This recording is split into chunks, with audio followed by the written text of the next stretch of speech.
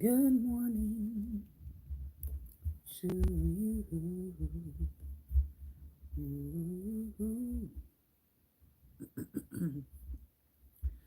Good morning. Good morning to you.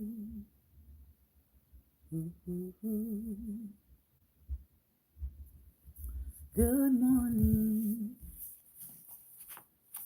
Good morning. Won't you share with a friend or two? Good morning. Good morning to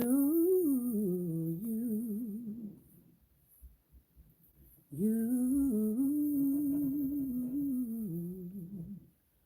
Good morning. Good morning to you. Good morning. Good morning to you. And many more. And many more. And many more. Good morning, good morning, good morning, and welcome, welcome, welcome to Daring Dialogues Black Table Talk Edition. I hope that everybody is doing well, and believe it or not, this is our first live session back for Black Table Talk for 2025. So, Happy New Year. For those of you who have been coming to the space and you have been participating, you have been getting down into the comments, into the weeds, into the thick of it with me, I want to say thank you. Thank you for the likes. Thank you for the shares. Thank you for the follows. Thank you for positive engagement because all of that certainly helps um, with the algorithm. If you are reading our posts, if you are reading our news article excerpts, and you are responding with the angry reaction, please let me remind you that when you respond with the angry reaction, um, it tells the algorithm that there is something wrong with the post, and it actually pulls us down in the um, in the engagement. So we're asking that people use the care react versus the angry react, even though some of the things that we are posting does make us angry. For the sake of understanding how algorithms work, we ask that you use the care feature. All right. So if you would do that for us, that would be great. So as we continue to wrap up this season, I want to make you aware that um, we will be shortening our Tuesday show because I have clients.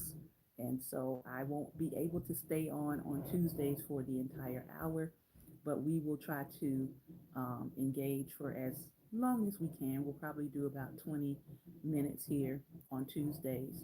If you want to catch our show every other day of the week, we are on YouTube at Life Nation KC.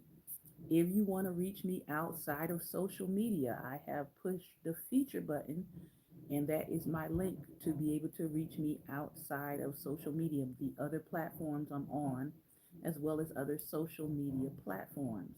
Now, if you're not reaching out for business or black business, and you just want to reach out to socialize, that's not what we're doing. If you want to reach out for business, please feel free to click on the link and reach out for business or community connection. If you want to reach out to tell us what's going on in your community, reach out there. If you want to share a black business that's doing great things in your region, reach out there. If you want to tell us about up and coming black events, reach out there. Okay? All right. And I've had to turn on my YouTube to subscriber only mode. So hopefully that will slow down some of the spamming going on over there. All right. I just want to talk very briefly today as we wrap up this season. We aren't going to be doing full hours, so I want to be very succinct with what I want to say, and then I will bring people on who might want to respond to what we're saying. All right. The first thing that we're reading is Think and Grow Rich by Dennis Kimbrough, Daily Motivations for African American Success, and these have really been encouraging me. Today's topic is Hey, that was my idea. It's not what the dream is what the dream does. John H. Johnson, founder, Johnson Publishing Company. During his campaign to become Seattle's first black mayor, Norman Rice told a frenzied crowd, there's nothing more powerful than an idea. No weapon can destroy it. No power can conquer it. An idea is power. Ideas rule the world. An idea even built the universe. A single idea, a sudden flash of thought, may be worth millions of dollars, and one trained mind can be the sponsor of a momentous plan. The real ideas of power are in your consciousness, just waiting for the miracle of birth. One idea can change the world. Johnny Coleman changed the world in her lifetime by presenting humanity with the idea of a higher spiritual existence. Mandela changed his world by forcing a nation to adhere to the principle of personal freedom. Reverend Barbara Harris changed the world with the idea that peace and harmony conquers all. Mary McLeod Bethune changed the world by transforming ignorance and poverty into one of self-respect, personal excellence, and achievement. Martin Luther King and Malcolm X changed the world as they forced the nation to come to grips with its commitment to freedom, which we know this nation is still coming to grips with. And you too can change the world and your world by giving birth to the many ideas that you harbor within. Dare what no person will dare. And you know that's my favorite word. Seek to accomplish what no individual will attempt. Open up the channels between your mind and the creative force, and there is no limit to the good that will come pouring in. Concentrate your thoughts and ideas, and abundance will come flooding to you. What you need, what mankind needs, is one good idea. So decide today to record your ideas, for your ideas are power. Now, speaking of ideas, I want to talk about this really quickly. Even though I'm talking about it quickly, I feel like it is a necessary conversation that needs to be had, and it is an important conversation that needs to be had, especially with the Black community. We know that, well, if you didn't know, hopefully by the end of this you will know. We know that our world, hear me, not just the United States, our world is swimming in the concepts of pseudo white supremacy. And it's always going to be pseudo first in my book. Our world is swimming in the concepts of pseudo white supremacy. Now, because we know this and we know that everybody is swimming in it, that should probably give you an idea that nobody can fully or truly escape it. That being said, as we see some of these platforms, okay, beginning to become even more anti-Black, because let's be real, a lot of them have been anti-Black. They're just more anti-Black now, or they're just telling you explicitly and directly, hey, we're anti-Black. So let's not pretend that these platforms have not been anti-Black. If you're a content creator, you already know many of them have already been anti-Black. They've already been suppressing our content. They've already been denying us opportunities to monetize. Okay? They've already been not offering us brand deals and sponsorships that they would offer other content creators who don't look like us, who take our content and repackage it, and they get the deal off of our content. So we're not going to pretend as if that hasn't already been going on. Okay? So we know that there's this conversation about where do Black people go as these spaces turn more and more anti-Black. Where do we go? Do we go and create our own spaces? Well, some people are doing that. I highly recommend, if you're a content creator, if you're a business owner, that you have your own website. That's, to me, that's like basic 101. Go ahead and set up your own website so that people know where to find you outside of social media platforms. Okay? I have my own website. It is featured in as a part of that link. You'll be able, if you go to that link, you'll be able to find my personal website. I've had it for years. It's mine. It belongs to me. So if you want to find me outside of this platform, go to the link. Save my website. All right? So that is something, if you're a content creator, if you're a business owner, you should be already doing. You should already have your own site outside of social media platforms. Okay. Second thing, I see a lot of people saying, let's abandon this platform because it's racist. Let's abandon this platform because it's racist. Let's abandon this platform because it's racist. Again, the world is swimming in pseudo white supremacy. So unless you have a spaceship that can take you to another planet where racism does not exist, you in some way, shape, or form are going to be interacting with people in a racist society.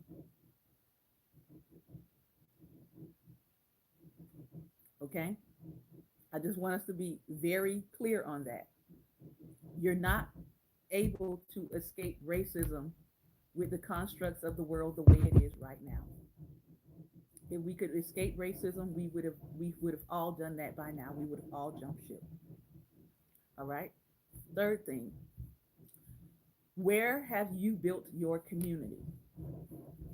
I've built some private communities offline, and I've built larger communities here in social media spaces.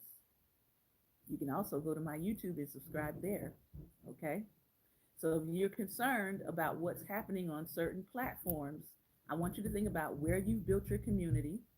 And then I also want you to think about who would be disadvantaged in your community by you abandoning ship. Who would be disadvantaged by you deciding, I'm just going to close this page down, I'm going to shut down?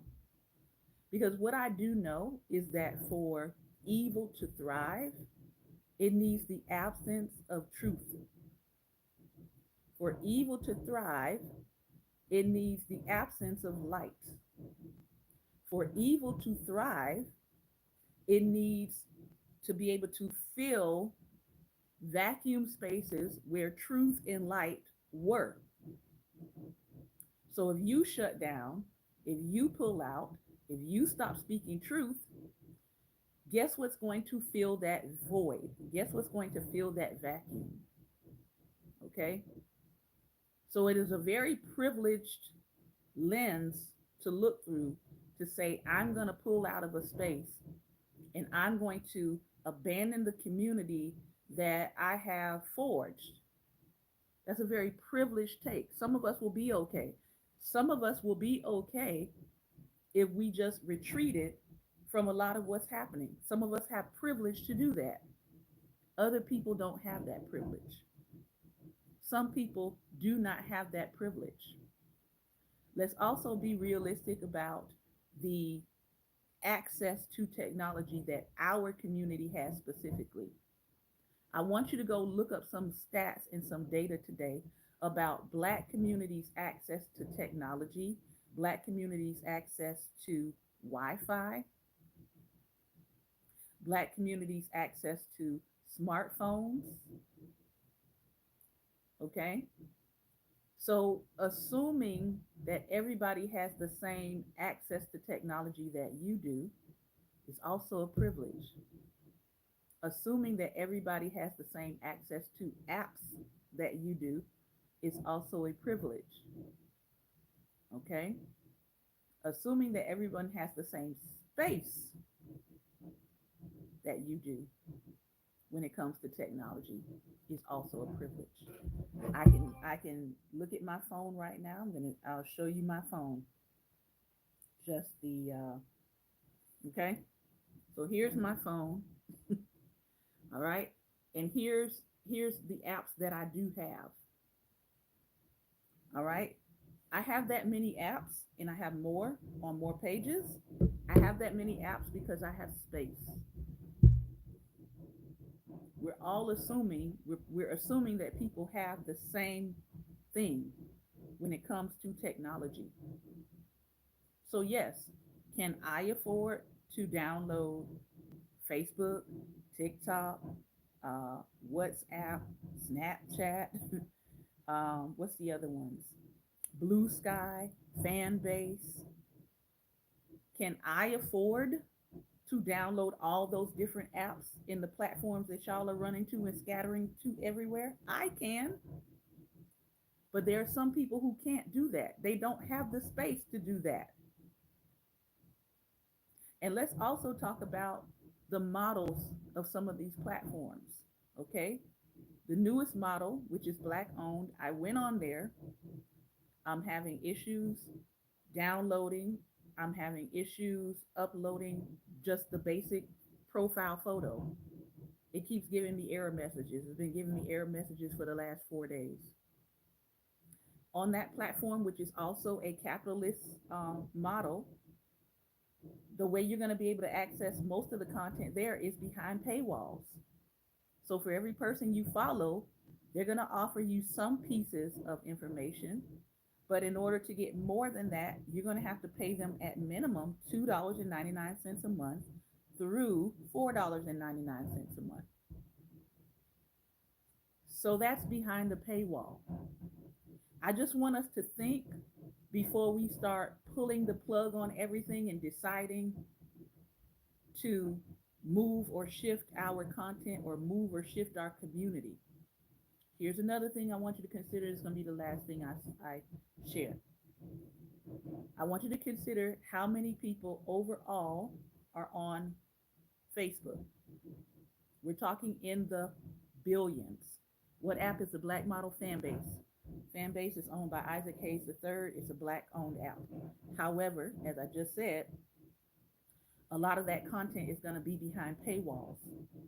So every person on there who decides to put their content behind a paywall, that means you're not going to be able to access their content unless you're paying them at the minimum $2.99 a month.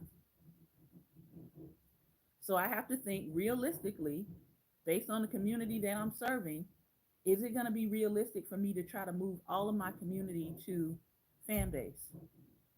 Can all of my community support me at $2.99 a month? I would love to think they would. I have people here on this platform that subscribe, but it's not nearly enough people to move all of my community to Fanbase. Okay? So think about the people that you are serving. That's first. Do I have a platform with Patreon? I do. I have levels of giving over on Patreon. There's a free option on Patreon, all the way up, with different levels. So if you're talking about moving your community, I want you to think about how much of your community can afford to move with you. What kind of void are you going to be leaving if you choose to back out of the spaces that you are in? When you pull away, if you are truth and you are light, when you leave a void, I want you to think about what is coming to fill that void. What is coming to fill that void? And this is a conversation that needs to be had because as I thought about this last night going into this morning, I said to myself, if you're community minded and you're willing to abandon people digitally, what are you doing in your own community in real life? You can't tell me that you're community minded and you're ready to just up and abandon everybody. That looks like it's self-preservation, in which everybody has that in them. But if you're saying that you're community minded and you're community focused, everybody didn't leave when stuff hit the fan.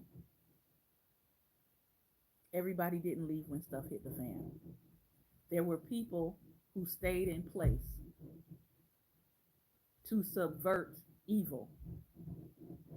Now that's not your jam. If subverting evil is not your thing, we get it. But don't come into content creator spaces, people who have been at this work for 5 years, 10 years, 15 years, and tell them, oh, yes, you should leave. You and I are not the same. Okay? So if you're not about the work of subversion, if you're not about staying and helping those who are going to be navigating through some things, that's fine. It is entirely your choice to do that. But what we're not going to do is we're not going to pretend like that's not abandoning the people who have come to rely on the information that you're providing, who have come to rely on the resources that you're pointing out, who have come to rely on you fact checking things before you put it out. Because we know there are plenty of spaces and the liberty has just been given, right, for people to tell as many lies as they want to tell on these platforms. Okay, so I've got to end. I'm not going to be able to do my talk back today, but I just wanted to address some of the comments that have been made to me directly, and then overall, we are not leaving this space. If we have to leave this space, it won't be because we made the choice to leave. We're not leaving these spaces. Okay. And again, if you want to contact me outside of this social media space, my link is posted. Okay. The other places you can find me outside of Facebook and Instagram, look at all of the links and you'll see all the other spaces that you can find me.